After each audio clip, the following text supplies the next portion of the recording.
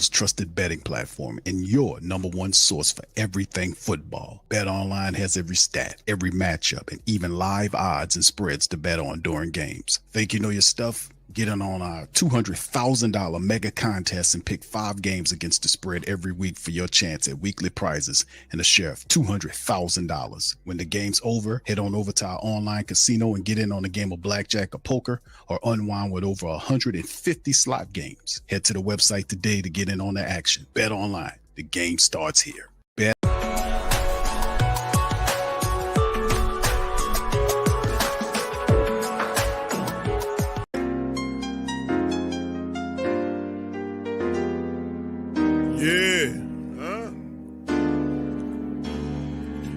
Like Benson, I'm a who that. I'm a who that. Long as I'm living, I'm a who that. Lose or winning, I'm a who that. Sports coma, yeah, this is where we do that. Where we do that. Where we do that. Where we do that. Where we do that. Where we do that. Boogie like Benson, I'm a who that. I'm a who that. Sports coma, this is where we do that. Where we do that. Welcome, welcome, welcome. Somebody please better help. Running this thing like elf. I thank God every day I'm not a felt. Go to YouTube Live with Big Q and the guys. If you ain't ride or die, the bandwagon get flipped. Been marching in, that was way for the ring. I was yelling out your shame for the championship. Bucking on town, duck down. Falcons, pluck, get shut down. Panthers ain't much touchdown.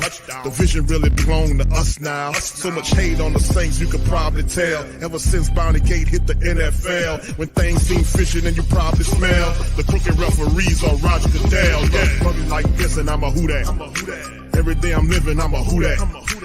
Lose or winning, I'm a who that. It's the sports coma, this is where we do that.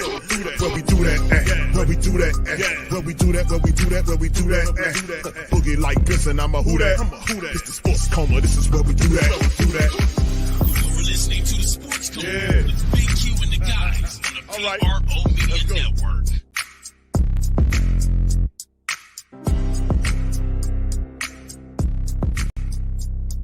No doubt a big fan of the insiders and stuff. We've talked about him plenty over the course of the past week or so, and that is all expected to ramp up over the course of the next 48 hours. By now, we know Davante Adams has informed the Raiders that he would prefer to be traded and that his number one destination, if he had his choice, is the New York Jets and his old friend, Aaron Rodgers. They are for sure in it. Again, I would expect it to ramp up at the end of today's game, but they are not the only team in it. My understanding, guys, is the New Orleans Saints have actually been the most aggressive team in trying to get Adams from the Raiders. Of course, Derek Carr, his old friend, is their quarterback. There's been some other teams, the Steelers and Ravens among them. But this is an interesting factor here. And of course, you know this.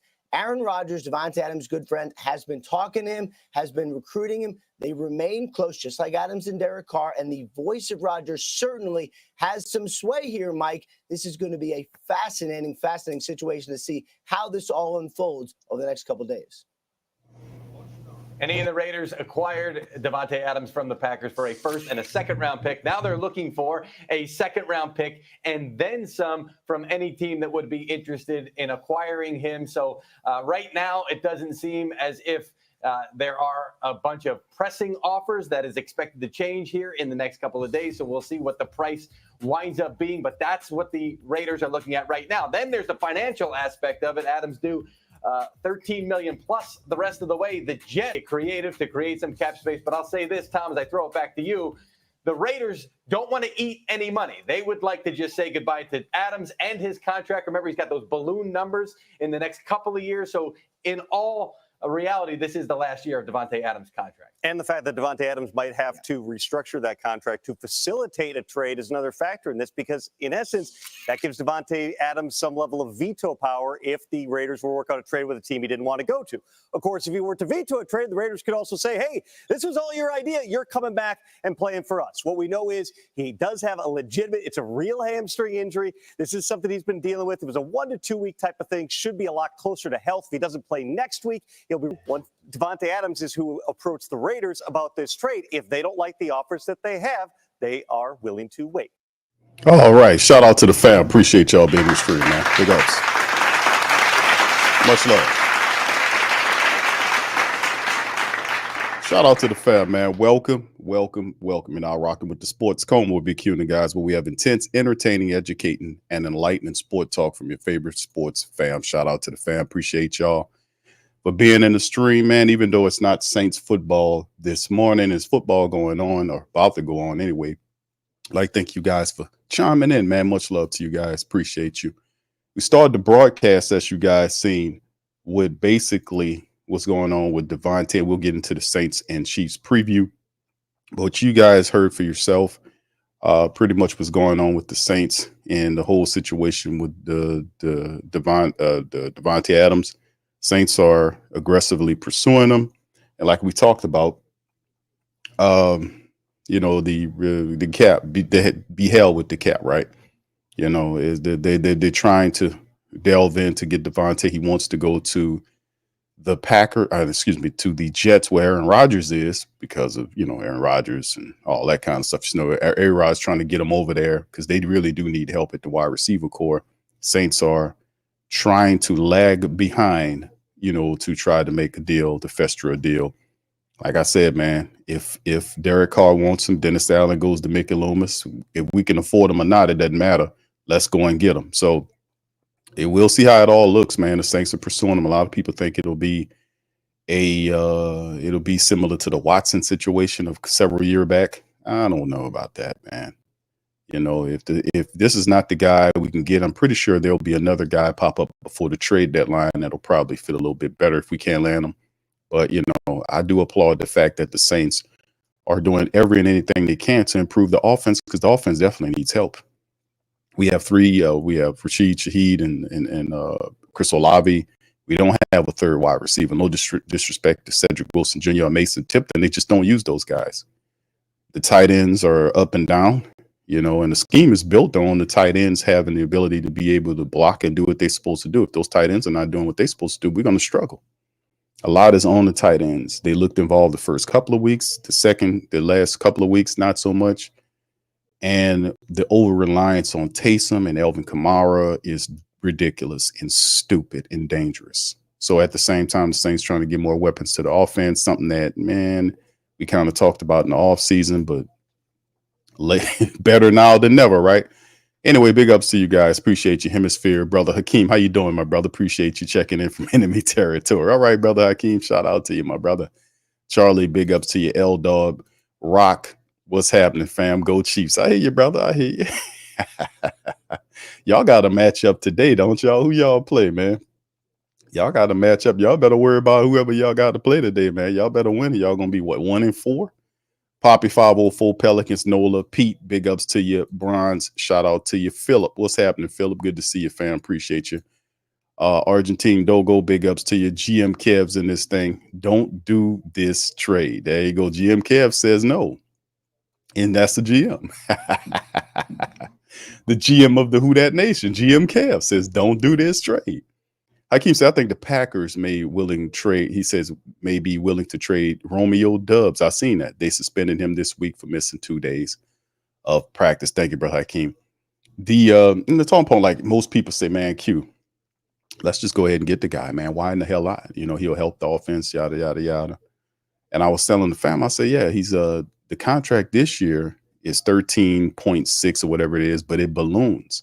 There's an opt-out between this year and next year where you can get from under the deal, but there's also an issue where the contract balloons the next 2 years.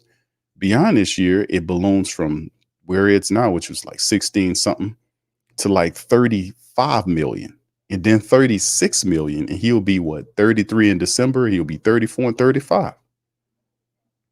So the player is talented. The contract is not good. It was like, well, just restructure the thing. Man, that's a lot of money to restructure for a supposed to be cap struck Saint club that's currently sitting, according to Sport Track numbers, just under $3 million, 2.77 and some change. That's a lot of restructuring. And plus, Mickey Loomis is going to just phantomize the deal. And that's what I was saying about I'm sick and tired of Mickey Loomis, man. Because these are people that have the weight of a feather Wherever the wind pushes them, they go. Because the reality is we could have had a talented wide receiver early on, but the Saints were steady and hardcore on their thought process that we didn't need anybody else. We just need to play through the guys we have. And now here we go. So we'll see how it all goes, man.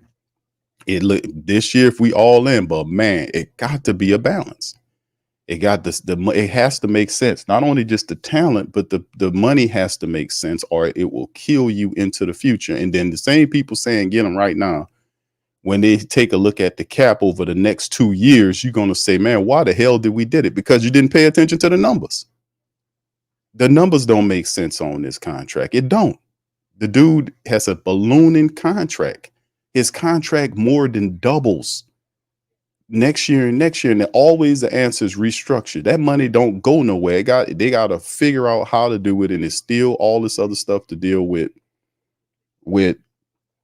It's just, man, I'm not going to even get into it because I said it when people ask me, Q, what you think? I said I'm making Loomis to do it because he don't have no backbone. He talks this bullshit about keeping the cap and working it back to the black. The Saints have major money issues over the next 2 years.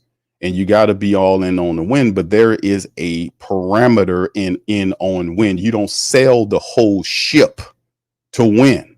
You got to be able, because what if you don't get there? Because the chances is you have to be well-rounded in your thought process. It's like creating a house budget.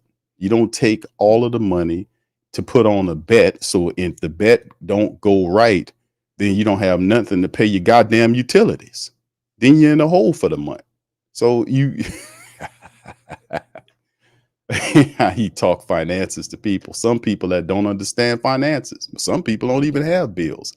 I mean, real bills, you know?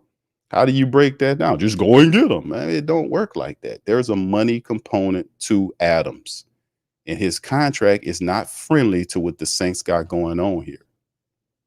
Yeah, and King chose, and he's dealing with a hamstring issue. I don't know. They say he'll be ready to play next week. An aging player with hamstring issues and an escalating agreement that more than doubles from 30 million would be, we talking 35 next year and 36 the next year.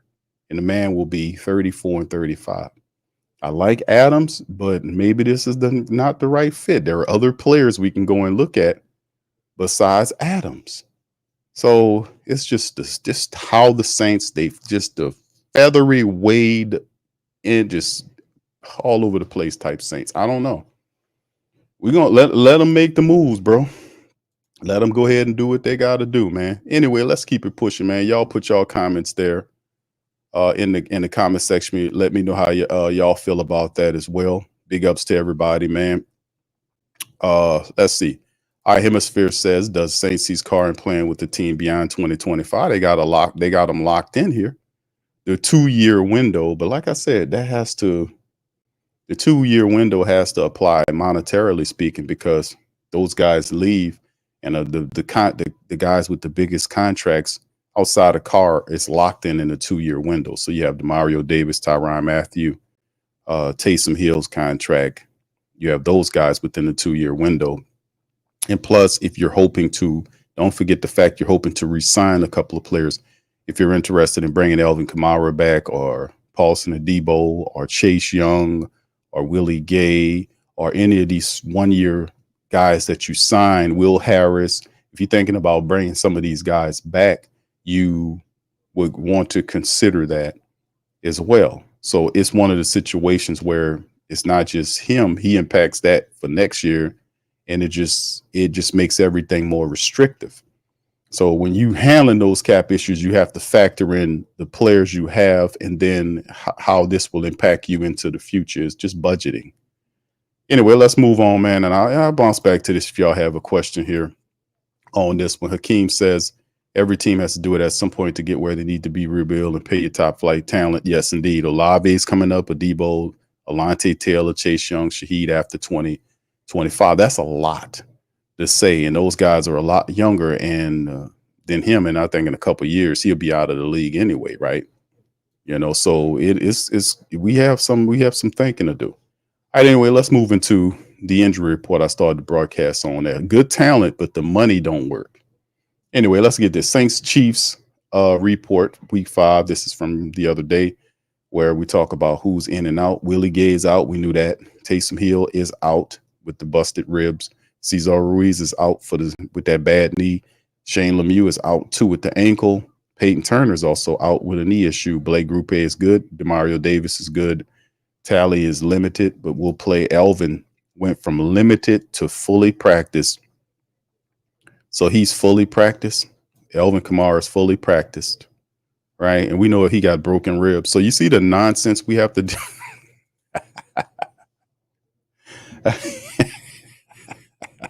Really? Really?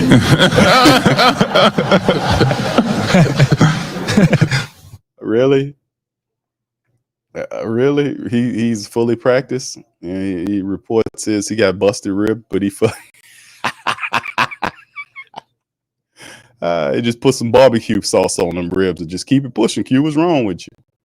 What's wrong with you? The man got busted ribs, and he fully practiced. He good to go. Okay, all right, okay. All right. Anyway, Jawan Johnson, Brian Bresee, Kendre Miller fully practiced, as well as Chris Olave. No problem. Cedric Wilson, Lucas Patrick is a game time decision. He's questionable, and Pete Werner's dealing with a hamstring. He was limited. So those are game time decisions. So we'll see what's going on there as well. All right. So anyway, let's keep it pushing. All right, Kansas City, man. Mike Dana has a calf issue. He's good. Clyde Edwards-Helaire is doubtful. Kareem Hunt is going to play. Questionable is Mecole Hartman. That's a game time decision. Both Bolton and Nnamdi on the defensive side are good to go. So, they got a few guys that's banged up, but at the end of the day, the Kansas City Chiefs says, hey, man, let's go in here and see if we can get this dub. So, and just to take a look at what they got going on here from the other side of things. This is from the Kansas City Chiefs side of things, fam, where they talk about this. This is Chris Jones, the big fella, says issues warning to the Saints calls out former teammates. Defensive tackle Chris Jones sends a message to his former teammates who now play for the Saints and will face them on Monday night. What did the big fella say? He says a successful team like the Kansas City Chiefs is made up of a solid, united roster and his former teammates who will face him for the New Orleans Saints in week 5. The Saints will travel to Missouri to play at Arrowhead Stadium on Monday night, and the roster includes several players who played for the Kansas City Chiefs, including Super Bowl winners. Jones showed that he doesn't forget and dedicated a few words to them. And this is what he had to say.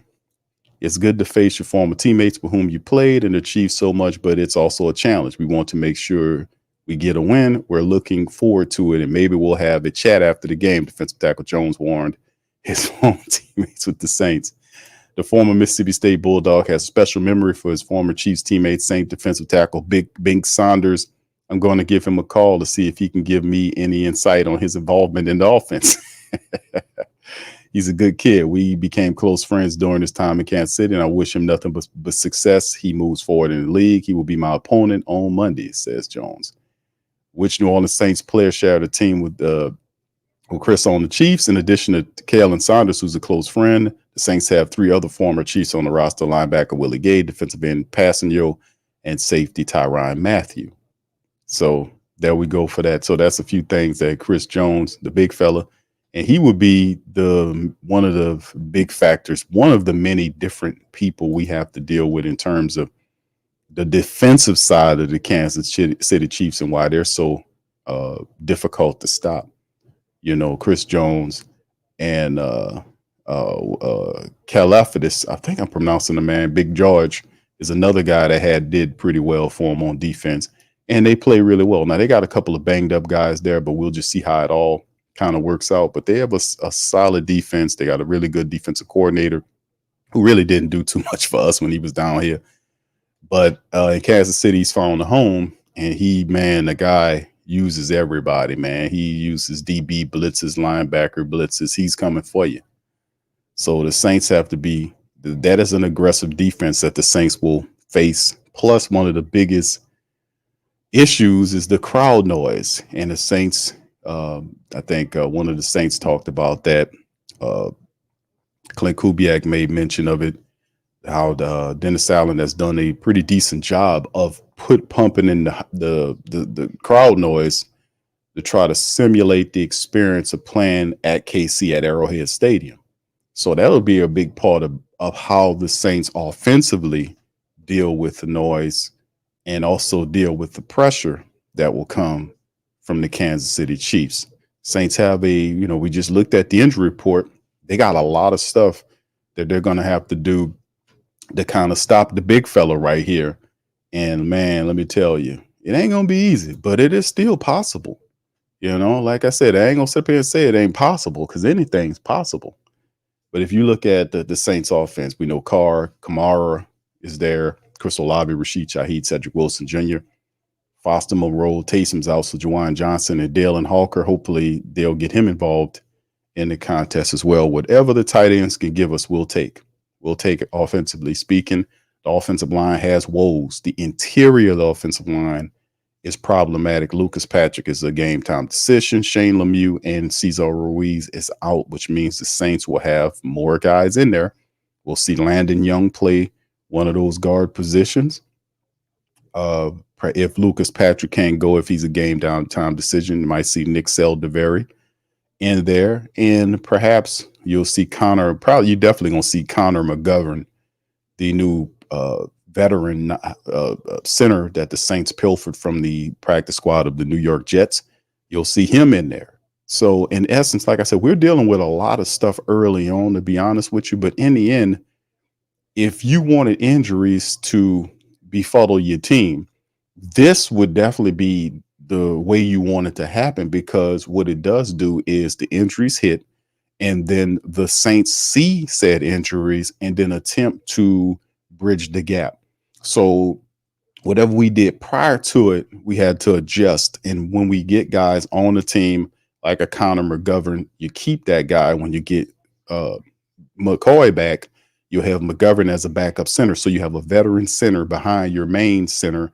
And then these guys ultimately will get healthy. And then you have some of these other guys that got some live reps. So they got a little taste of the reps and everything that's going on with the team. So that'll help with the preparatory process with them going into the season if you need to utilize them. So the injuries can empower your team if done correctly. So, we can agree about that. So right now we're going through some stuff with the injuries. Yes, we are.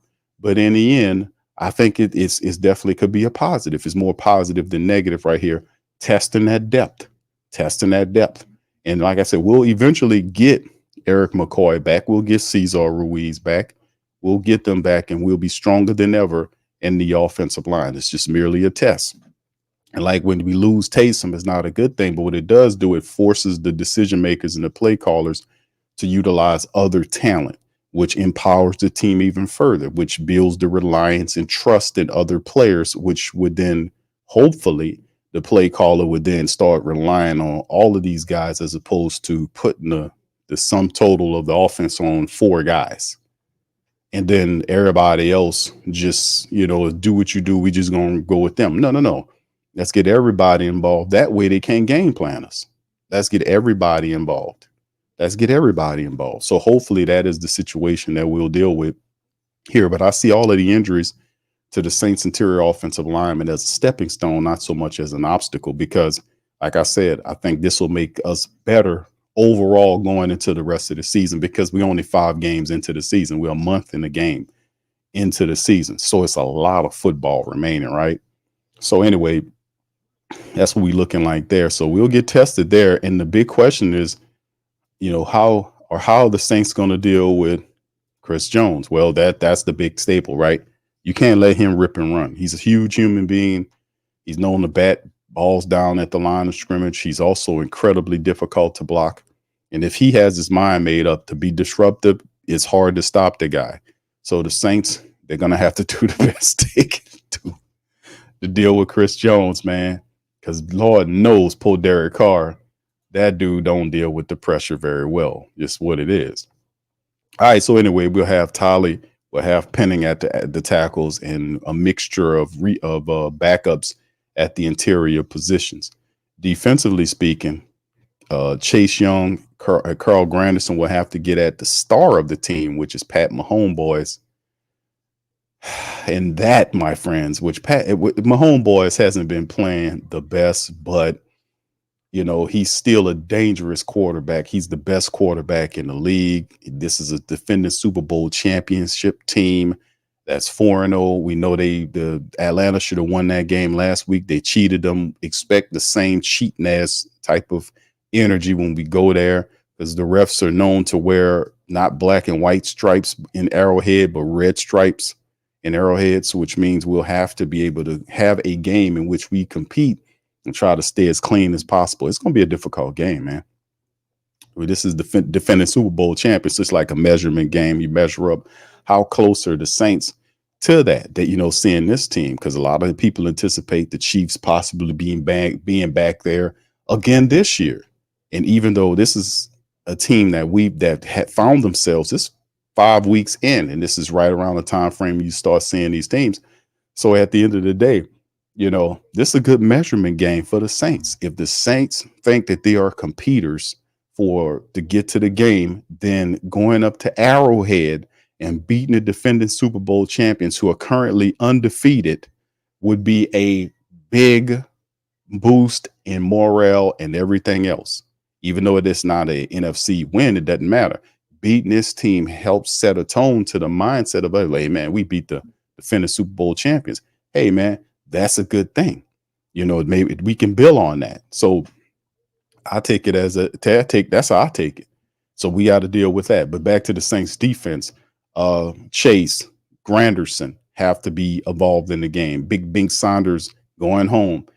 Willie won't play in this game. Willie Gay, that is, won't play in this game. Pete Werner is questionable, or, he's a game time decision. DeMario will play.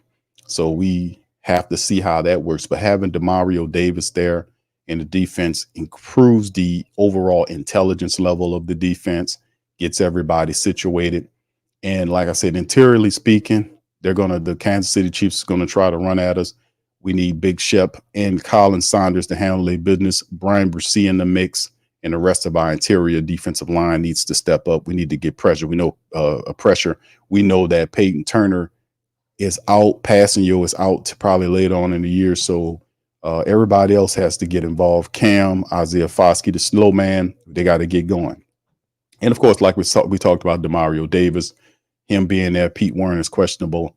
If he's not good to go, DeMarco Jackson or Anthony Orgy, I prefer having Anthony there, because to me, Anthony is a guy. I think he's a little bit better than DeMarco Jackson, because he covers.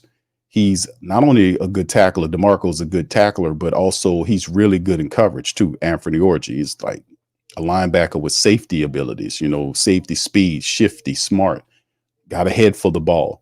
So, I don't know what Dennis Allen will do there, but, I was hoping Anthony Orgy gets a chance to play there next to whether it's DeMario or Pete Werner.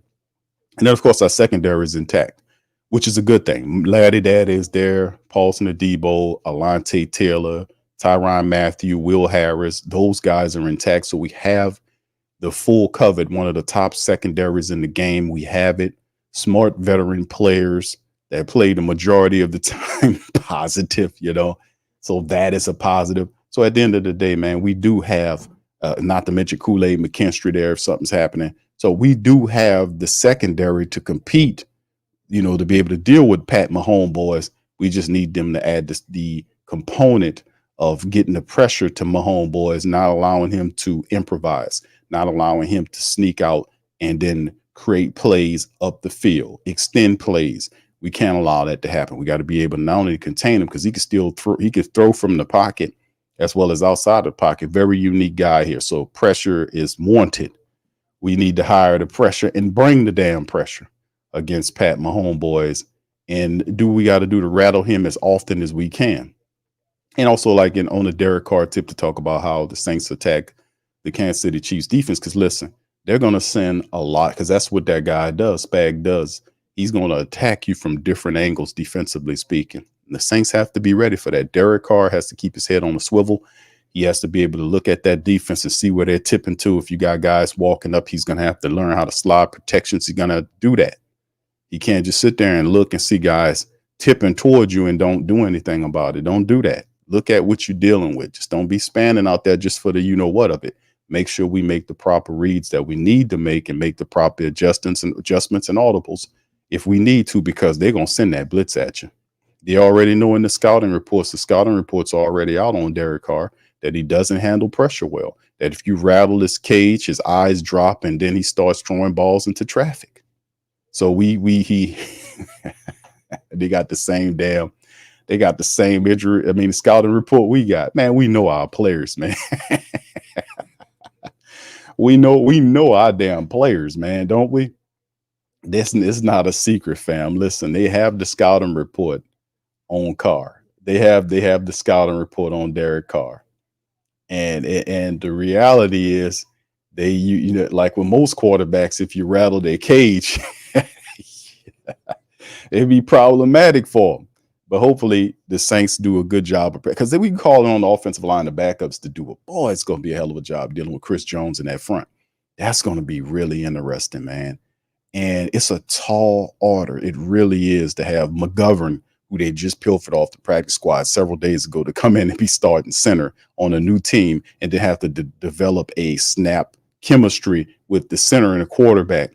But usually when you add a center there, that's always you have problems with the snapping and timing of the ball. So could that be a factor? They're doing the practice and hoping they got much of that under control.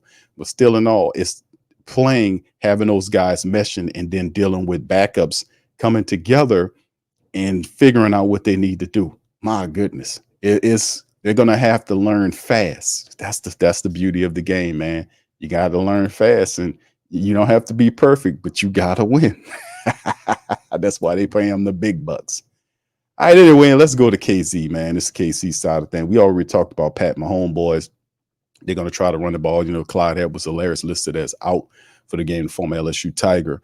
And then, of course, they got Kareem Hunt and Samaj Perine and those guys. So the Chiefs will try to get the running attack going. Xavier Worthy, Justin Watson, and Juju Smith-Schuster is there. Mecole Hardman is going to be a game time decision for those guys. But Pat Mahomes, boys, loves using his wide receivers. I like Xavier Worthy, good young wide receiver. Watson, trying to get him involved. And Juju Smith-Schuster hasn't been very productive since his time that he was with the Pittsburgh Steelers, but he's healthy, but still a force as the third wide receiver.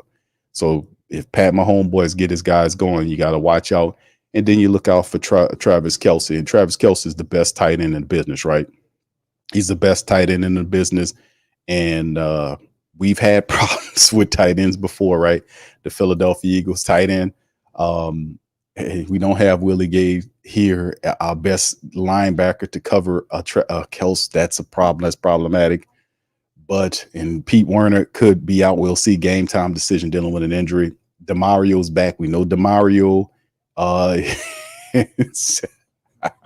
We know DeMario Davis is not who you want on Travis Kelce. They'll just keep it a buck on that. But it's going to be some challenges here. There's going to be some challenges here, man. So my homeboys, Travis Kelce, is one of the best. So you're dealing with several players on this team is the best at what they do in the entire league. We're talking about my homeboys. We're talking about Kelce. We're talking about Chris Jones. We're talking about some of these guys is the best at what they do, period, right, in the league. So we got a collection of these guys all on the same team, and we got to show them, man. So that's what you're excited about. Like, man, when you can be able to line up against a defending Super Bowl team and like, man, or do the Who Dat Nation think they're a Super Bowl contender? Well, here you go. Here's the defending Super Bowl champions. Here's the fact that they're 4-0. You couldn't ask for a rougher matchup because you're playing them in Arrowhead Stadium. So this is definitely a measuring game if you believe that you belong in the ranks of being a Super Bowl contender. So, yes, I'm excited about that. So I'm happy to see Mahomes and Kelce and Jones and all these other guys because I want to see what we can do here. We beat the Chiefs. That's a morale booster. That means that we're on par to where we're supposed to be.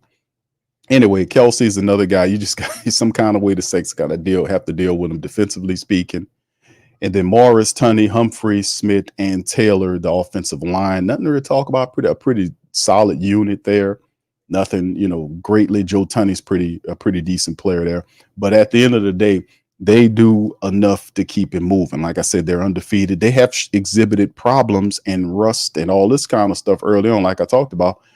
Pat Mahomes boys has 5 interceptions through 4 weeks of football, so he hasn't been totally crisp in his decision making. So 6 touchdowns, 5 picks, just over 900 yards, and a QBR of 52.3, which is 18th in the league. This is going to improve, right?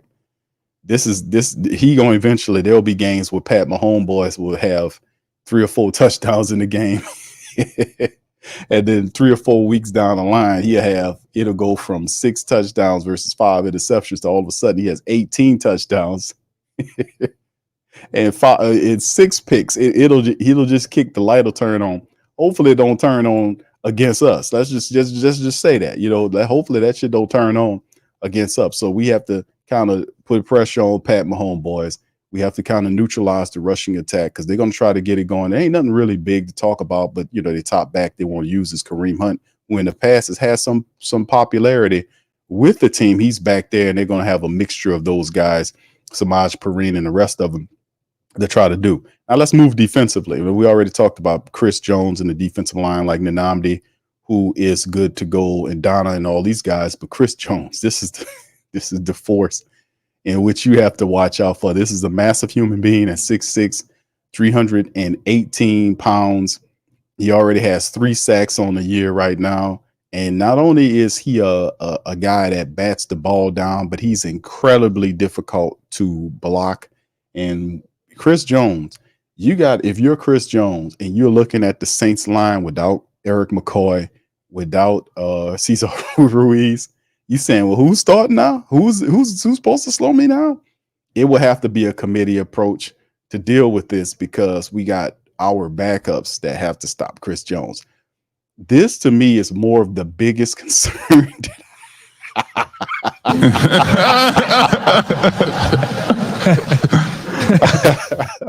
And I'm laughing because this is the biggest concern that I have is Mr. Chris Jones. Now you got Pat Mahomes, you got Travis Kelce, and I'm sitting up and looking. I say the biggest issue I have with the concern I have in this game is our backups against Chris Jones. So however we have to do it legally, we're gonna have to stop this man. This guy is incredibly disruptive, man. It's just ridiculous. He's a big guy that moves really well. He's strong, and when his mind is made up, he's damn near unblockable. So we just gonna have to put our feet in the soil, and we're gonna have to stand 10 toes down, and we're gonna have to level up. Our backups are gonna have to play bigger than what they ever played before because this is a big stage that we're playing on against this Kansas City Chiefs. Once again, I applaud the fact that we take this challenge on with all of our injuries. And even if we lose, if we give them a good fight and we still lose by a few or whatever, I'll be happy with that. But in the end, the Saints can beat the Kansas City Chiefs. It's a tall order. Don't get me wrong, but there is a percentage of a chance that they can beat this Chief club if they come to play. And also, there are a lot of upset alerts that are being rung out throughout the NFL and Kansas City. I looked at their press. Several Kansas City Chiefs publications are mentioning the term injury or mentioning upset alert. They're saying that. So they know the Saints are a danger. They are confused about the Saints. They don't know which Saint team it is. Is it week 1, week 2 Saints, or is it week 3 or 4 Saints? That type of imbalance is even confusing them. It's confusing us. We don't know who they we don't know who they are. I asked the family members. We don't know who the Saints are. It's been a month worth of games, 4 games, and they've beat the hell out of teams twice, and they've lost to teams twice. And the way they've lost to teams is by the way of their own volition. their own revision. They should have beat Philadelphia, who is not a good team at this time. They're not. Now, maybe later on in the year when they figure out some stuff, they'll improve. But right now, the Philadelphia Eagles aren't a good team. And the Saints had the game and let them have it. The same thing with the Falcons game. The Saints turned the game, spotted them 14 points, came back, took the game, and then passed interference and then let the man kick them into a loss. So the Saints had both games and were not blown out of any of these games, lost these games because of their own stupidity, the last two. Now, which team do we have? If the Saints get out of their own way, like in the last few games, the Saints are 4-0. This is a 4-0 versus a 4-0 matchup we're looking at in prime time Monday night action if the Saints do what they're supposed to do. So that's the confusion on the upset alert. The Saints are actually better than what you anticipate they are. And the reason for the losses is not due to the fact, not to take anything away from the Eagles or the Falcons, by the way, because they executed and they won. Let's get that straight. But had the Saints not done the stupidity, they would have won both those games. So IQ's involved. So have the Saints learn that lesson. If they have, fam, listen, injuries aside, because we were banged up in Philly, we were banged up with the Falcons. Injuries aside, you turn away the stupid stuff, Saints are 4-0. Injuries aside, true talk here, true talk. I'm just keeping it buck. So the publications in Kansas City are mentioning upset alert here. I'm just putting you on game. That's why I was a little late early in the broadcast. I was looking at all the Kansas City Chief publications, and a lot of them are sending up the red button, the siren. Upset alert. We got to watch out. Because they're looking at the stats, and the stats is showing Saints is number one here, and like, oh my God. Saints have not exhibited that. Have they lulled teams asleep and then hit you and come back to what we known to do? I don't know, because even though this is my squad and I've been doing this for a very long time, I'm confused by the up and down nature of the Saints team, and so are they. That can work for you and against you because they don't know which team. They're trying to prepare for both. They don't know what the Saints are going to do. But this is my biggest concern, family, is this issue is Chris Jones and our backups, Leighton, offensive line that has to deal with this gentleman. He's a major force that if Derek Carr needs time to throw, you got to get Chris Jones blocked because he's coming. And then Spags is going to send those guys. He's going to send the DBs. He's going to send the linebackers. He's going to keep pressure on the Saints, which they have to watch out for that because you can't operate play. Man. You can't operate the play action when the blitz is coming. Let's just blitz the hell out of them. That was Spag's game plan is just send everything, just send the kitchen sink. Let's send everything at them and see how they like it. We got to take advantage of an aggressive defense. So hopefully we'll see what Clint Kubiak has dialed up. It'll be interesting to see how that all will work, man. But anyway, that's the biggest thing I'm looking at in terms of Chris Jones. They have some really good players like Tranquil and Bolton and guys like that. Their secondary is actually pretty decent with Justin Reed and Cook and Connor and the rest of these guys. So the Kansas City Chiefs have a good team, offensive, defensive, special teams, everything. Harrison Butker, one of the best kickers in the game. So we, as a team, this is a really good challenge that I really like. I like this challenge because it's going to show us whether or not, where we are early on. Because a lot of people saying, man, listen, a lot of people don't think the Saints are a team that can compete for a Super Bowl. GM Kev is in here. GM Kev is a man that believes that the Saints are not a Super Bowl team. He's told me that. He believes the Saints aren't a Super Bowl team. Sorry to put you on the spot, Kev. Good truth is truth. Now, me personally, do I believe the Saints are a team that can make it to the big dance? Yes, I do. If they get out of their own way, and I always said if they get out of their own way the last two games, if they don't do the stuff that helped the other teams, we are 4-0. We learned that early on. But that's when you look at losses, how you win and lose, but how you lose, right? You know, how you win and how you lose. The way we lost is because of our own incompetence, not respecting the ball, not taking care of business. We lost. It wasn't a blowout. None of those games was blowouts. You can't turn the ball over. And even in the Saints turn the ball over, they took the lead back and did a low IQ play. So what I'm saying is they have the talent. They most certainly have the defensive talent. They have Alvin Kamara and Taysom, which we have to be able to utilize these guys over the long totality of the season, right? And then, of course, because the running attack, it's all about the running attack. It has to be a group approach. And I thought coming into the season that that's what the Saints were going to do, that they were going to use a group approach, whether that was Alvin Kamara along with Jamal Williams and, Jordan Mims. That's why they're there. I don't understand why Jordan Mims is on the active roster if you're not using them in the running attack. Because you could still use Taysom all over the field. You just don't have to overuse Taysom. What Clint Kubiak is he's getting lazy. Because you got to move in this guy over here to do this. And I hate the hell with that. Just deactivate Dallin Hawker and let's just use Taysom here. Let's put him over here. Let's put him over. You can't do him that. Use these other guys and also keep Taysom here. Remember, it's a long season. Don't beat up all your guys. Don't get them all hurt so you can't use them, because it's no Super Bowl run without Alvin Kamara or Taysom Hill, in my opinion.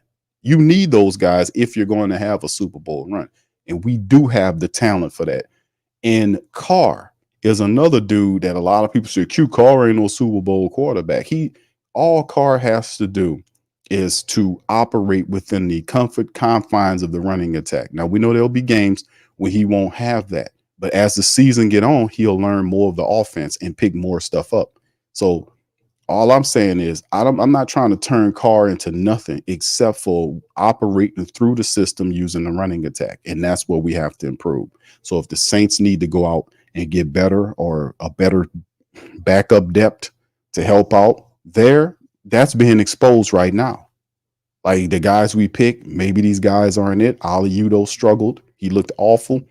Maybe we need to go out and get him. All that is being exposed right now. And if you're smart enough to deal with that and get that guy out of the way and find somebody else that can be there, that will improve your team going later on in the season.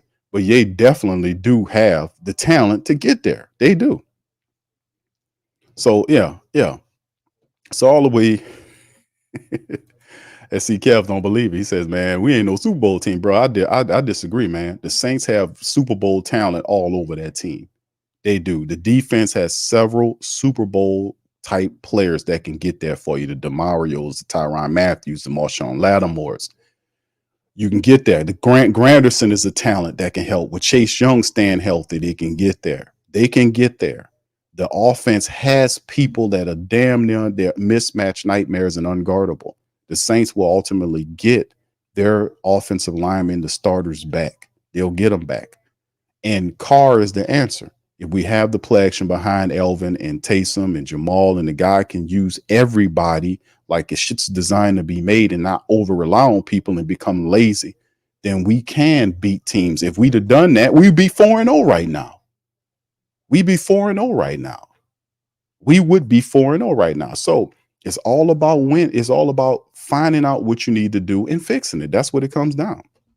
So we're going to see. I think they have the talent. I'm just going to be honest with you. They have the talent to get to the bowl. They do. And the inspiration that the damn thing is in your backyard.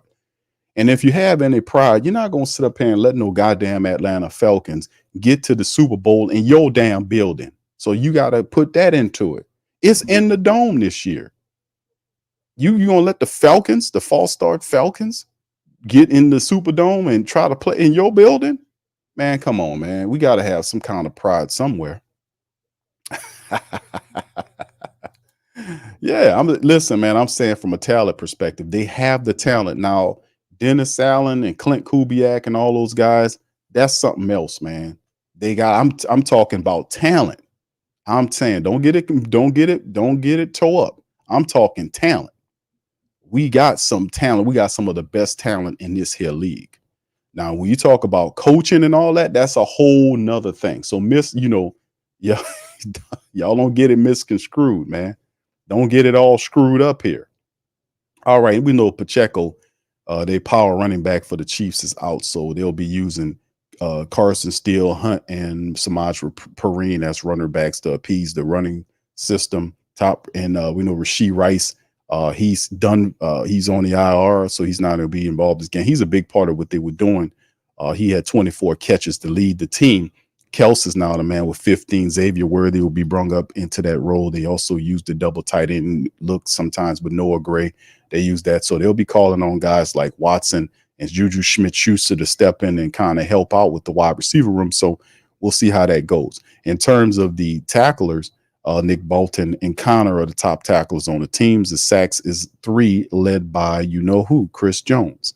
The INT mag, not much INT has been talked about on this squad. There's only 2 of them. I think 2 interceptions on a year between the clubs. So, like I said, we all know what time it is when you start talking about the Kansas City Chiefs, who everything flows through a handful of guys at different positions that make it really pop.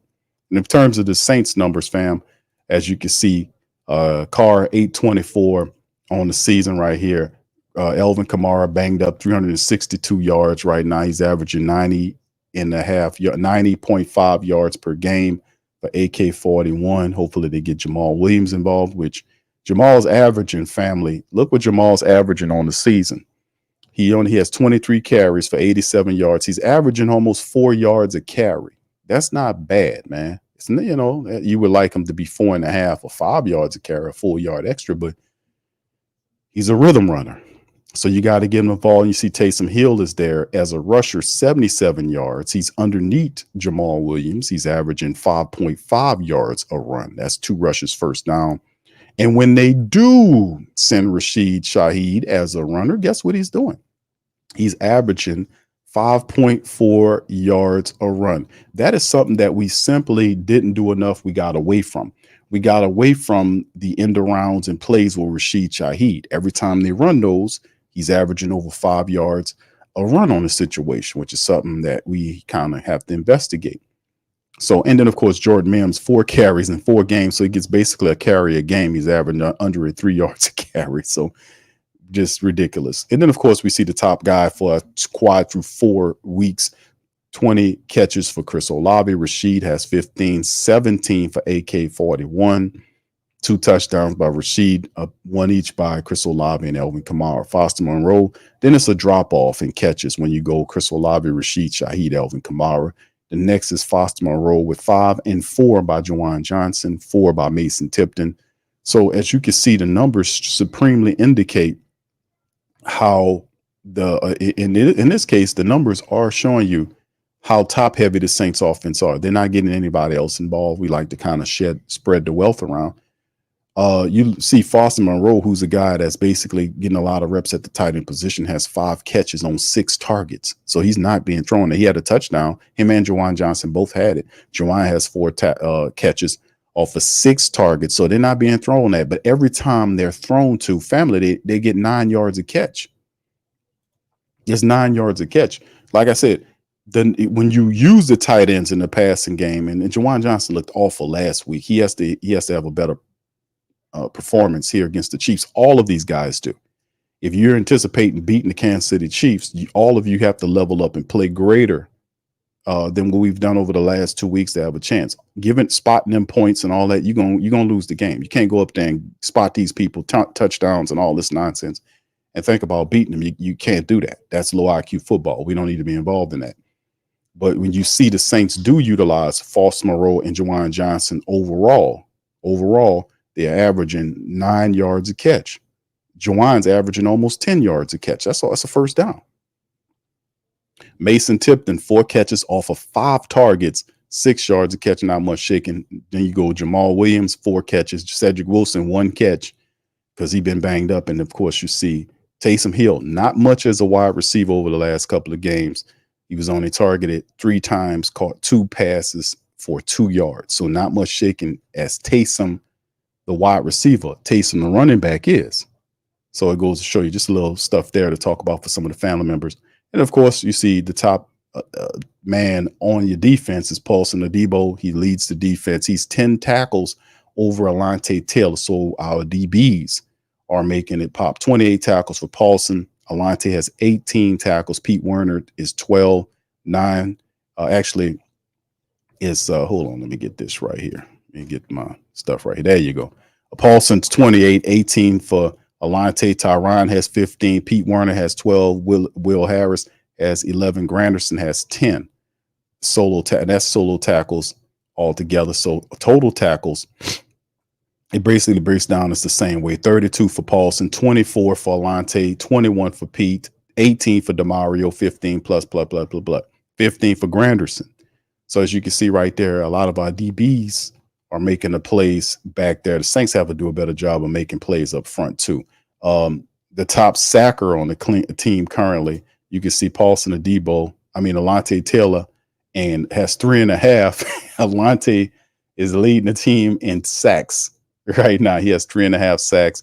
Granderson has 3 up to this point. Brian Brissy has 3. Peyton Turner's 1. Demario 1. Chase has a half a sack. So Granderson's well on his way. They have a really good season. Of course, the interceptions. Paulson Adebo not only leads the team in total tackles, but he also has 2 interceptions and the tie with Tyrann Mathieu. So Paulson Adebo in a contract year is leading the team in some heavy-handed stats right here. So we need the Saints ultimately to keep doing what they're doing. We need the Saints to step up and force turnovers, to make sacks, to execute. That's the big thing when we're dealing with the Kansas City Chiefs, man. And that's just some of the statistics, fam, to kind of talk about early on. But most certainly, Clint Kubiak is the person of the day that we have to focus on in terms of him getting the rest of these guys involved, like we show in the rushing attack, where it's hot up here. Elvin Kamara, Jamal Williams needs to be more involved. With Taysom out, we got to get other guys like Jordan Mims. Would Kendrick Miller be a factor in this thing? I don't know, because he missed a lot of time. We don't know. I don't know. We'll see. And like I said, Jordan Mims has been there the whole way. Jordan Mims knows, but we just aren't doing what we're supposed to do here. So we'll find out, man. Monday, when it goes down, man, we'll find out. All right. So anyway, man, it's going to be fun, man. It's going to be interesting. I'm looking forward to it, to be honest with you, fam. I'm looking forward to this game. I think that the Saints and the Chiefs matchup is a measurement game insofar as where we are as an organization in terms of if we're ready to handle the business. Are we able to do what we need to do to be effective? That's a part of the game. All right, so before we go into the aspect, man, when I played what Dennis Allen said yesterday, let me hear from you guys, man. Y'all got any questions, please feel free to throw them in the chat. CeeLo says the bye week at 12 is a disadvantage. The latest bye weeks are 12 and 14. All right, Brother Hakeem says, I haven't been impressed with Bink and the tenure with us. Hope he steps up. He was supposed to be the big free agent signing from KSC. He got to start plugging his gap. Yeah, he didn't look good coming back from injury last week. Didn't look good. And, you know, we really need, to be honest with you, we really need the interior of the defensive line to step up, man. We really need them to step the hell up. To stop. Seriously, just interior pressure. Brian Brissy would just say Brian Brissy has some sacks there, so that's a positive. Hemisphere says defense lost us the last 2 games. They cannot close out games. Offense not moving the ball isn't helping the defense. Brother Hakeem also says QB, got to call his number more as well, even if it's just a tight end scream. Juwan is better than what he's produced so far. Yeah, it's interesting that the Saints have the numbers. The Saints numbers are in terms of the tight ends. Both tight ends, when you do throw them the ball, they average 9 yards a catch. One of them was 9.8. I think that was Juwan Johnson with 9.8. So yeah, it's very interesting, to be honest with you. We just need guys to step the hell up, man. Step up. All right, Kevin says isn't DA like a 30 games under 500 between 2 teams in 5 years? Like I said, the Saints have talent. They have the Super Bowl talent. You can't deny Elvin Kamara, Chris Olave, Rashid Shaheed. What's up, KB? Can't deny that. Those are mismatched nightmares. Now, when you talk about coaching, that's, I said talent. Now, coaching, that's a whole nother thing altogether. That requires an entire different show to talk about. Let me tell you, that's a whole another thing. Do not misconstrue what I'm saying. All right. Hemisphere, I don't care how good you are at weapons. If you don't have an online, you're not going anywhere. They got to step it up, bro. You got to step it up. All right. Pelican Notice says Paulson the Debo has 6 pass interference. Yeah, that has to improve. That has to change, man. That's not intelligent. That's not intelligent at all for us to, that's not intelligent. Like the pass interferences, man. Now listen, the coaches do kind of tell them that, like, listen, man, if the guy's beating you, pass interference the guy, grab him, we'll live with the penalty. Because it's better to pass into the call is better than giving up the score. The pass interference, because it gives you an opportunity to have another opportunity to stop them, right? It might give them some yardage, but it's still not a touchdown. So if you pass interference, guys, that's different. Paulson and Debo on that play, the last play against the Atlanta Falcons, that was just stupid. He didn't even look for the ball. He just grabbed the guy. That didn't make any sense to me to do that. Why do that? Just look for the ball. If he would have turned and located the ball, I'm pretty sure he could have had a play. He wasn't that badly beat where he needed to grab the guy. It was just lazy. So I mean, I don't get why that was even a thing, man. I don't know. All right. So anyway, Jonathan says, so how are we going to fix this offensive line, Big Q? What do you think the offensive line should look like with the players they do have?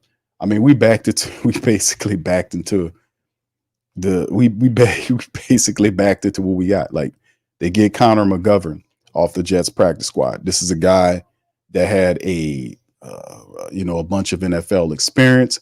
So my idea is that he will be the guy in which they use at starter. That's what I'm thinking, because it does appear that we will be without our starting center. And I'm not starting center, but Lucas Patrick could be out of this game. That is something that has yet to be determined, but it's a possibility that Lucas Patrick could be out of this game. It's a game down to decision. So the Saints will have to use, they're probably going to use Connor McGovern, the guy they picked up from the practice squad, the veteran, who has a lot of games experience at the center position, which will be very interesting because you would then have to focus on the center to QB snap exchange. They would have to be working on that because that could be problematic. And then everything that goes with him being the center, he will have to be helped out there because he wouldn't know all the verbiage.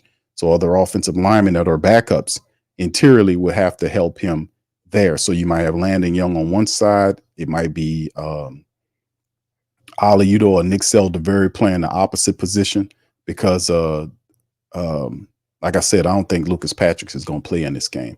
So the tallest order here is they have to go with what they got. That's what they created. And this is a situation the Saints created because when we went into the season, we didn't go into the season with a backup center.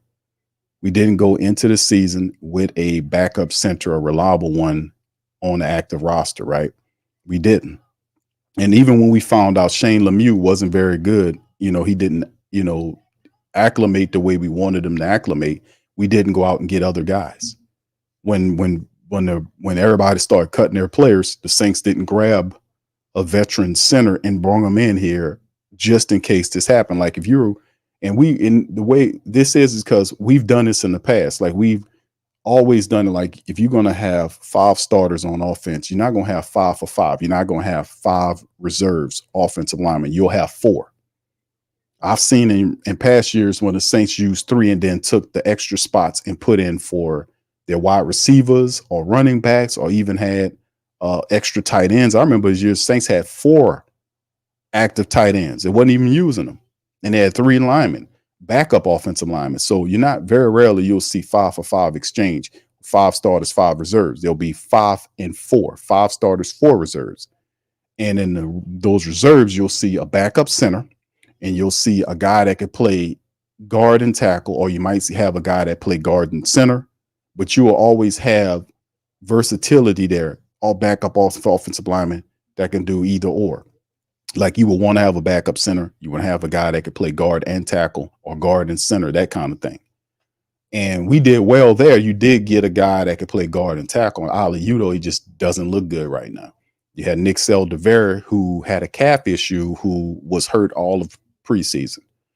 Mysterious enough, we didn't say get pissed off at with him and say, hey, you know what? I'm tired of Nick Seldevere with this goddamn calf issue. This guy, he was here last year. He was hurt. This year, he's hurt. You know what? Enough is enough. Let's just put you on the street and go find an offensive lineman that can do your job, which probably would have made sense, right? Being that he was an offensive lineman, right? And you went and got Connor McGovern. But no, we said A.T. Perry. You the problem. You keep getting hurt. Well, he ain't the only one. So how do you spot like A.T. Perry and not Nick Seldevere?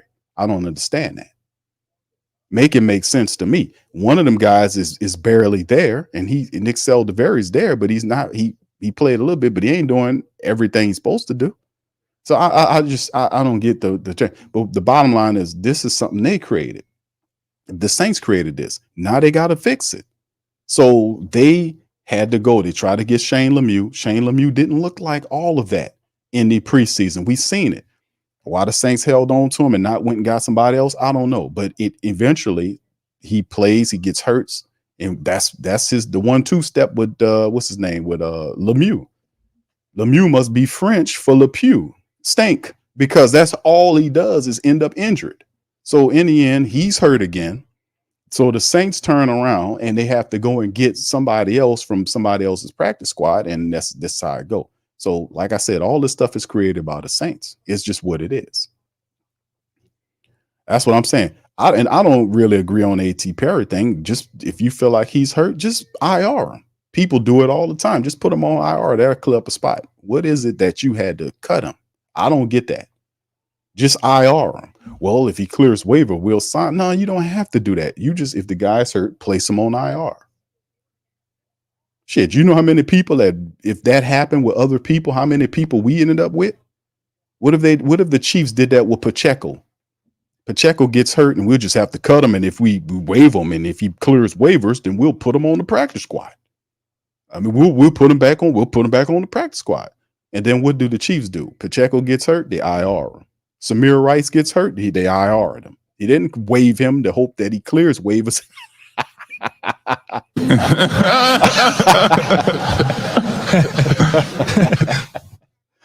Oh, man. And see, that's why I've been doing this a long time. That's why when I tell y'all about stuff like, hey, man, listen, the Saints have the talent. Don't read into what I say, because I purposefully pick certain words and I know what the hell I'm saying. I told y'all the Saints have the talent to get to the Super Bowl. Check. Now, I didn't say that they're going to get there, because to take the talent that you have and to move them to that level, that's required upon coaching. And that is a whole nother discussion altogether, because if the offensive coordinator struggles, the coach has to go to him and say, hey, man, what do you need? Hey, man, you need to change this up, and has to be spot on.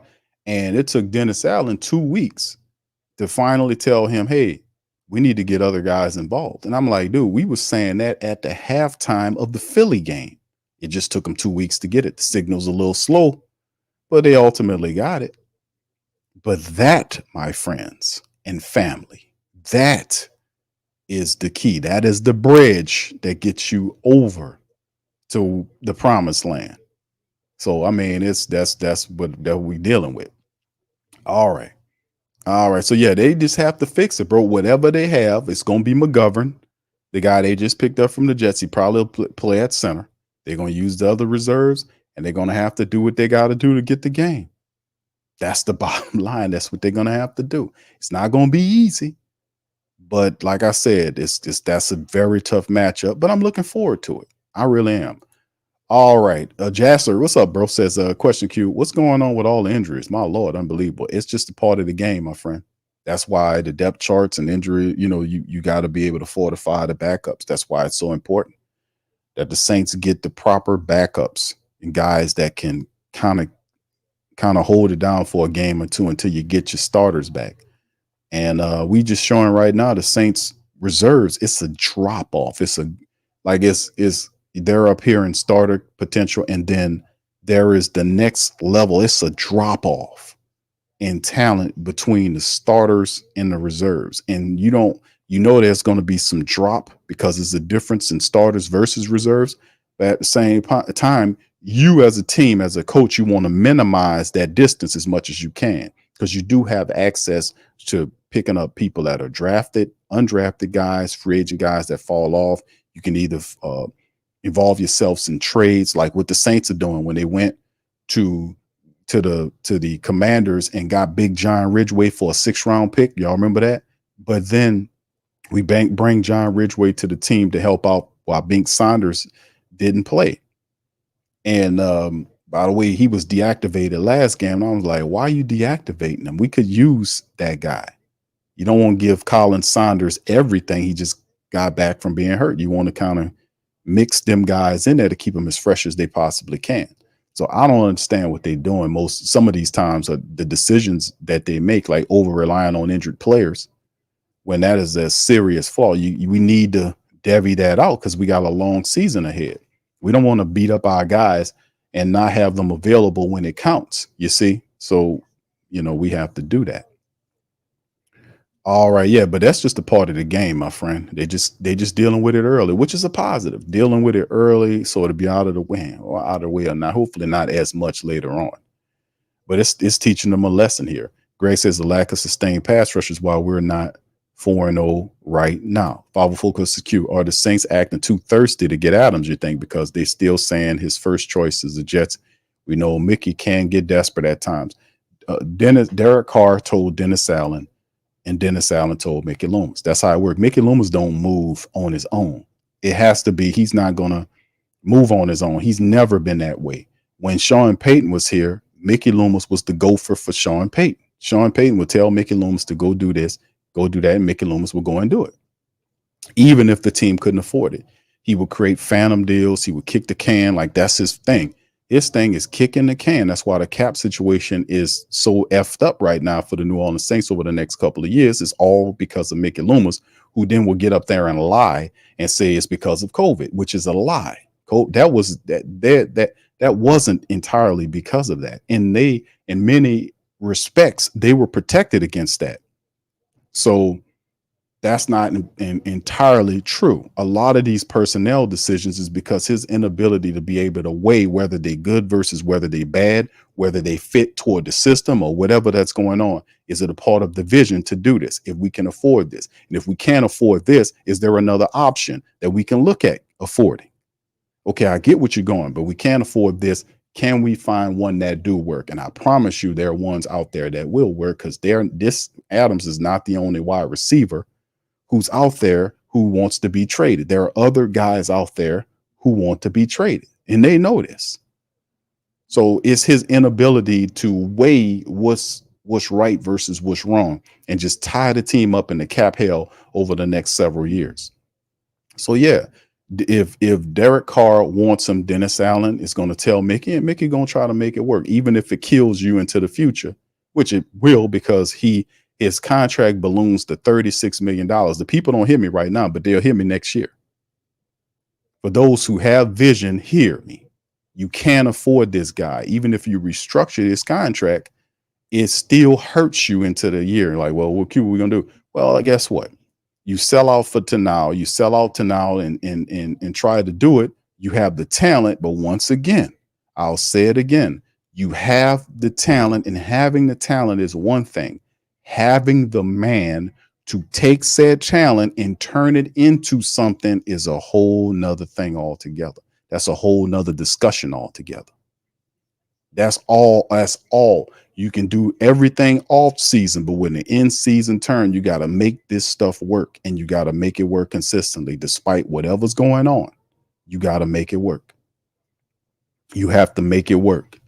So that's an entire discussion all unto itself. Having the talent is one thing, because the Saints were never devoid of talent. They've always had talented players. Here, it's what you do with those guys. It's how you put them into the system, how you intelligently use them. that's a whole nother thing. So yeah, it could. I don't know if to say they thirsty behind it, but they're Mickey, and this is what Mickey does. This is his history of knowing Mickey Loomis here as a great Saint think tank historian. We know that that's how Mickey Loomis. When this happened several days ago, people asked me, "Q, you think they'll do it?" I said, "Yeah, he'll do it." I know how Mickey Loomis them think. I know that he's not going to weigh the good versus the bad. If they want him, he's just going to figure a way how to do it, even if he got to attack phantom years on the deal and tear you up 2 years into the future. And Sport Track, sure, I showed this before, the salary cap tool for next year and next year. You know? So, yo, hey, let them do it, bro. Let's see what they got cooking. It's all on them, man. Jonathan says, so yeah, I already got that one. Thank you, Jonathan. Appreciate you, bro. All right. Hakeem says, Clockwork Turner finally makes a play last week. Yeah, isn't that terrible, man? Yeah, he made a play. He got the sack strip. Your boy missed it. Shepard missed it. The Falcons recovered. I was like, man, if Shep recovers that fumble that Peyton Turner got off of Kirk Cousins, because they only got there one time, and when they got there, he grabbed him. The ball comes out. If Nate Shepard falls on that football, that eliminates a field goal that they've got, because he missed that, Atlanta recovered that, and then they kicked the field goal off that drive and got 3. That takes a field goal off the board from the Falcons. You win. The little pieces in the game, is when I go look at the tape, I say, damn, if he recovered that damn ball, that would have took a field goal off the board. That would have helped us win the game. Yeah, Kevin, you're right. He didn't play every snap. Yeah, Shane Lemieux is French for can't play football full time. It must be, because it is Shane Lemieux, Shane LePew. That's like Pepe Le Pew, the dude, the skunk that stunk. And everywhere he goes, he would try to go and hug up on the girl skunk, and she was trying to get away. That didn't age, Matt, by the way. They don't play that shit no more. You don't see no Pepe Le Pew cartoons playing no more. That shit didn't age well. They don't want nothing to do. They don't bury that in the memory hole. He stank, and he trying to hug on the girl skunk. It wasn't even a skunk. She was a cat. In some kind of way, whoever created them goddamn cartoons, they used to do the same dumb shit. It'd be a black cat. Some kind of way, the black cat would end up running up under a roller with paint under it. They did that. It was like all the time. How many times you gonna do the same shit? The cat will run up under. It'd be a black cat. It wasn't even a skunk.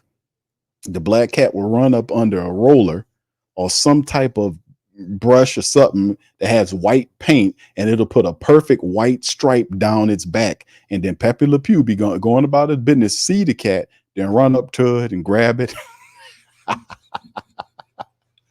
It's the same dumb shit all over and over again. Crazy, but that didn't age well, did it, y'all? That would not fly nowadays. That wouldn't fly at all nowadays. All right, man. Much love, man. What's up, Gundam? Shout out to you, brother Tori. Hakeem said, I wouldn't mind trading Michael Mayer from the yeah. Renfro, it'll be easy to grab one of them. It costs less, yes, capital to get them, but O-line needs to be addressed right now. Kosei Tipper was a 6th round pick, but agreed, don't understand the cut. Yeah, but that's not good, though. Yeah, Cal. Yeah. You got to be qualified to fuck up the team. They give you a license right there. All right. And a position where people will make excuses for you too. You know that? They will make excuses for you. I'm like, man, ain't no excuses, man, in this shit, man. We know. There's no excuses in here, man. That's why you get paid as much as you get paid. There's no excuses. Even though they'll say it at the start of the year, by the end of the year, they say at the start of the year, they do this shit every year. A lot of people just don't remember it. At the start of the year, it's always, man, no excuses. We got to win. And by the end of the year, when they don't win, man, we had all these injuries and all. Let me shut up. I don't want to hear it. Because I remember what you said. I will play the shit back.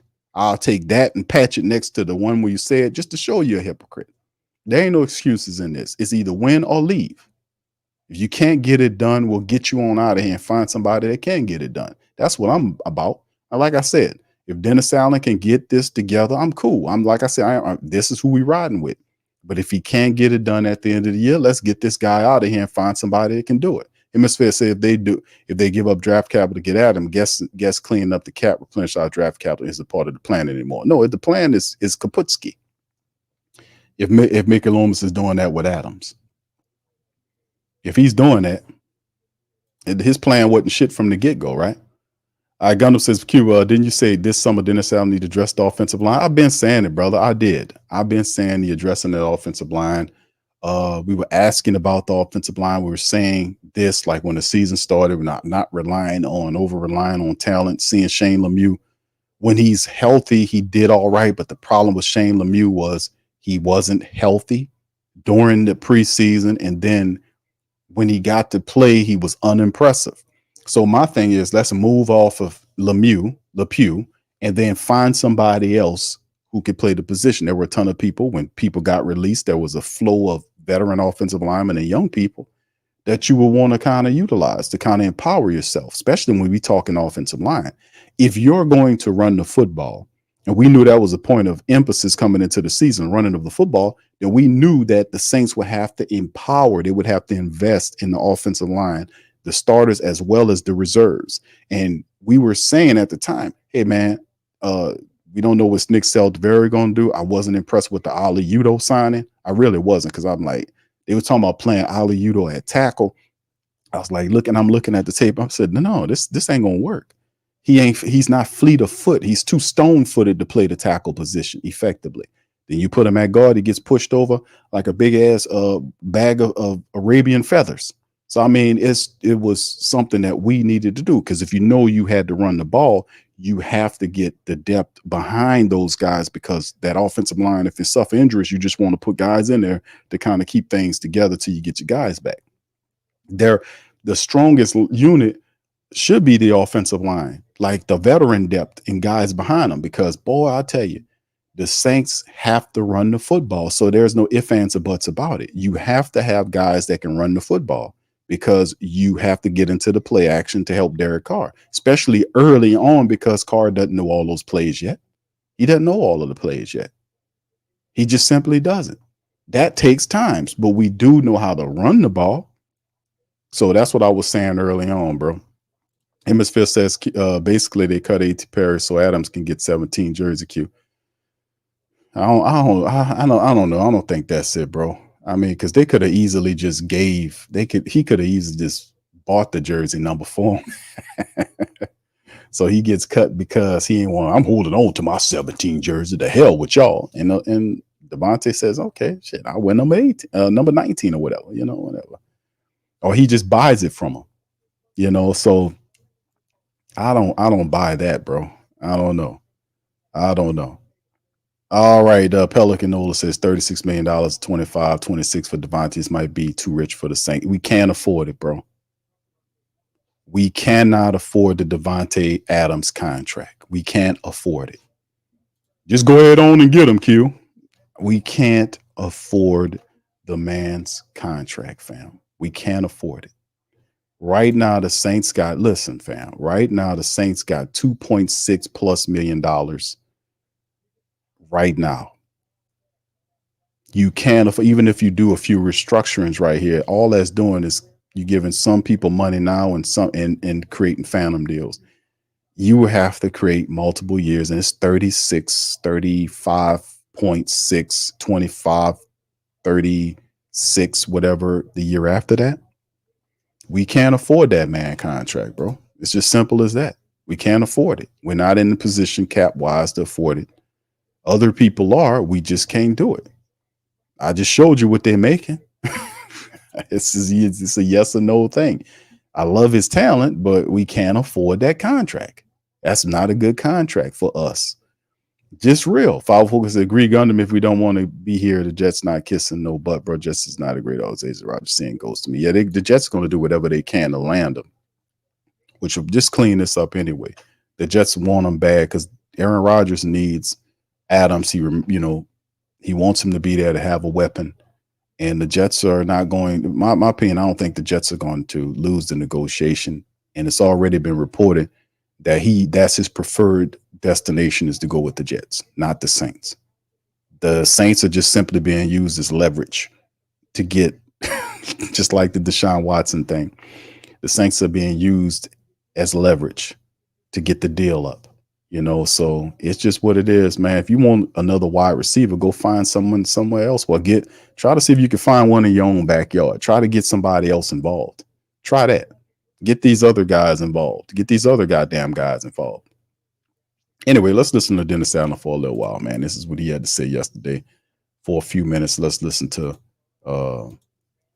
this guy right quick. Let me get this my timer and all that kind of get this together. Let Mo introduce him, fam. Let's let Mo go ahead and introduce Dennis Allen for us, if you please, Mr. Mo. Now go on. You take care of the cake. You possum puss. Get that punch out there. You'll get one from me. Go on. Really good team at their place. They play really well there, and it'll be a huge challenge for us, but we're excited about the opportunity. What went into the decision to release Mickey here? Well, probably the biggest thing that went into the decision is, in terms of healthy inactives and guys that we could create a spot with, to sign the offensive lineman. So that was really kind of what that boiled down to. With changes on the offensive line going to a nosy place, how much of an emphasis just like snap? Yeah, no, I think regardless, it's a big emphasis, but probably even more so, now. With Perry, though, obviously a young guy who showed flashes of talent. The decision between being patient and hoping to develop that talent and deciding that it just wasn't going the direction. What led you to believe that he wasn't going in the direction? Well, look, sometimes you make some moves because it's roster management moves. I still think, he's got some ability. So we'll see what happens. We'll have to go through the waiver claim, which happens on Monday, and then we'll go from there. Yeah, I think so. Yeah, absolutely. And then what do you like about this? Pretty experienced center. Well, he's got experience. He's played in this league. He started a lot of games in this league, and he's been in the system. JB's coached him. Rico's coached him. So, there's a lot of familiarity with the player. With Kendrick Miller at this point. Pardon me. Help me out, family. On the A.T. Perry thing that Dennis Allen just said, they asked him if he clears waiver, you're going to put him on the injury list, practice squad. We're going to put him on the practice squad. How do you put an injured player on the practice squad if he's hurt? Make it make sense to me. I'm asking for a friend. I'm asking for a friend. Please help me understand this great Saint think tank, mighty Who Dat Nation. Please help me understand. If he's hurt and injuries were the cause, and that's the reports because of the hamstring issues, stuff like that, why not put him on the injury list if injuries are the concern? Why, if he clears waivers, are we putting an injured player on the practice squad? Could somebody make sense on that for me? Thank you very much. Here we go. Is it more about health for him, or is it about kind of understanding the offense and trusting him in the offense? I'd say both. You know what I mean? I think the biggest thing has been health. Is he available? Can he get out and practice? Can he get out and do some things? And you can't really find out whether or not he knows the offense until he gets out and starts practicing and doing some things. So, look, I think he had a good week of practice, and it was good to have him out there. I was excited about having him out there, and so we'll see how he continues to go and make our decisions as we move along. Did Lucas Patrick get hurt in practice? Yes. Questionable. Don't ask me about the list because it's pretty extensive. You guys will get it here in a little bit. Well, can we ask about Polly Boyer, because he had I think a knee added to the back history. Is that something also that happened during practice? He'll be fine. Just one more, Kendrick. In terms of just mechanics of adding him back to the roster, is there a deadline point in the week where you He's have got 21 practice days. I'm talking about in terms of adding him back to the active roster prior to a game. Is there a deadline in the week that has to Monday. For this game, Monday. Yeah, as in a couple days from now. As in prior to the time we take the field. You guys good? All right. So, could somebody answer that question?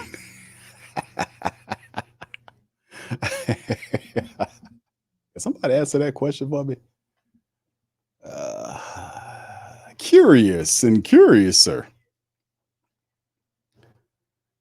Man, I don't know.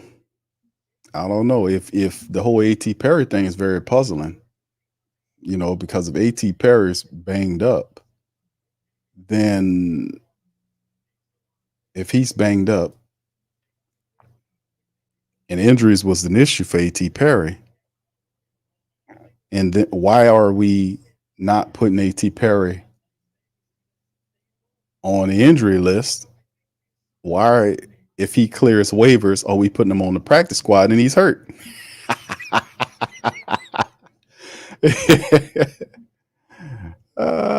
This sounds like some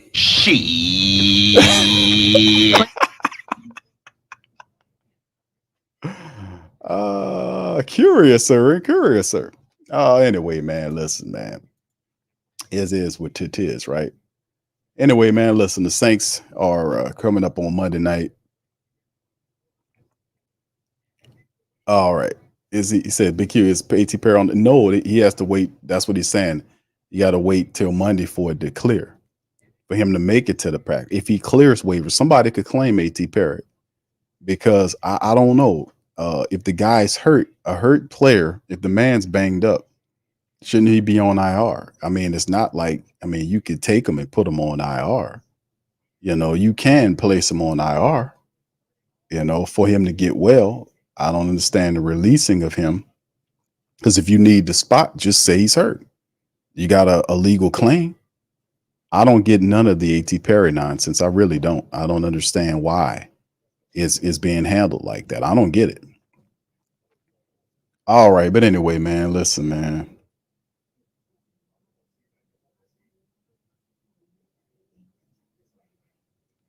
Shout out to the fan. Appreciate y'all being in the stream, man. It's just, I don't know, man. It's crazy stuff All Black and Gold put us through. But anyway, before we get ready to get on out of here, man, y'all feel free to hit the like button, hit the subscribe button. If you got any questions, please feel free to throw them in the chat. Much love to the fam. Appreciate each and every last one of y'all in the stream. All right, what's up, Dr. Gray? How you doing, sir? Appreciate you, my friend. Said, what up, Q? Enjoying your show. Upset with team. Yes, sir. Thank you appreciate you there, my brother. Appreciate you. Thank you. Fuck too kind. Thank you, bro. Appreciate you, Dr. Gray. Much love, man. Appreciate that super chat. But yeah, this is very interesting and intriguing, fam. Monday night, man, we'll see what happens, man. The black and gold, man. The black and gold, fam, takes on the Kansas City Chiefs. And like I said, man, I would love to see a win here, because I don't want to be on a 3-game slide. The Saints are currently on a 2-game losing streak. The fail kinds aren't failing right now. They're winning 2. They've won 2 in a row. They're 3-2. We get a victory here. We stop the 2-game losing streak, and we get on the right side of things again.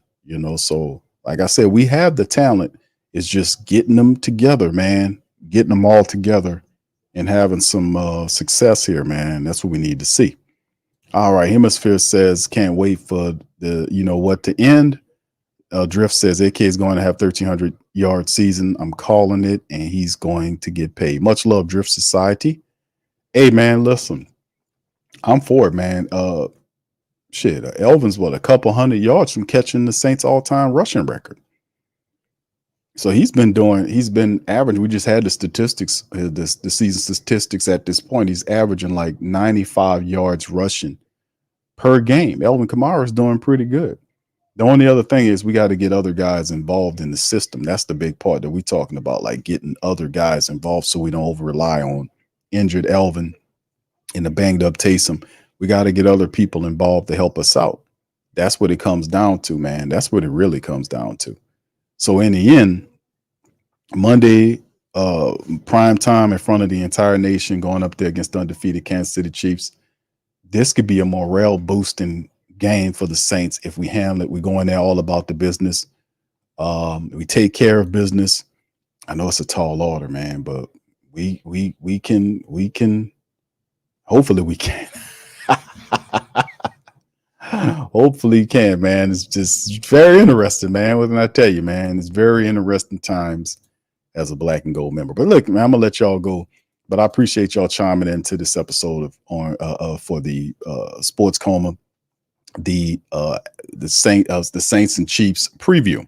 Now tomorrow we'll have the watch party starting around, I think 6:30. We'll start off with the watch party, or 7, right before the game, 6:30, 6:40, something like that. We'll start off with the matchup, and we'll go through our full play-by-play through the entire game, followed by the postseason. Pops Q will chime in after the Kansas City game, man. It's going to be interesting. We need to get that victory, man. Regardless, we got to go down there, man. We got to get the victory. We don't want to be on the 3-game losing streak early, man. That's not a good thing to do. We got to keep pace in the NFC South. It's all about winning the South, man. And all wins, they count. Anyway, with that being said, y'all hit the like button, hit the subscribe button. Feel free to share the show on your social media feed. And I'll holler at y'all on the next one. Much love, and who that to you. Yeah. Boogie like Benson, I'm a who that. I'm a who that. Long as I'm living, I'm a who that. Lose or winning, I'm a who that. Sports Coma, yeah, this is where we do that. Where we do that, where we do that, where we do that, where we do that, where we do that, Boogie like Benson, I'm a who that. I'm a who that. Sports Coma, this is where we do that. Where we do that. Welcome, welcome, welcome. Somebody please better help. Running this thing like Elf. I thank God every day I'm not a felt. Go to YouTube Live with Big Q and the guys. If you ain't ride or die, the bandwagon get flipped. Been marching in, that was way for the ring. I was yelling out your shade for the championship. Bucking on town, duck down. Falcons, pluck, get shut down. Panthers ain't much touchdown. The vision really belong to us now. So much hate on the Saints, you could probably tell. Ever since Bounty Gate hit the NFL, when things seem fishy, then you probably smell the crooked referees or Roger Goodell. Yeah, probably like this, and I'm a who that. Every day I'm living, I'm a who that. Lose or winning, I'm a who that. It's the Sports Coma, this is where we do that. Where we do that, where we do that, where we do that, where we do that, where we do that. Boogie like this, and I'm a who that. It's the Sports Coma, this is where we do that. You're listening to the Sports Coma with Big Q and the guys on the PRO Media Network.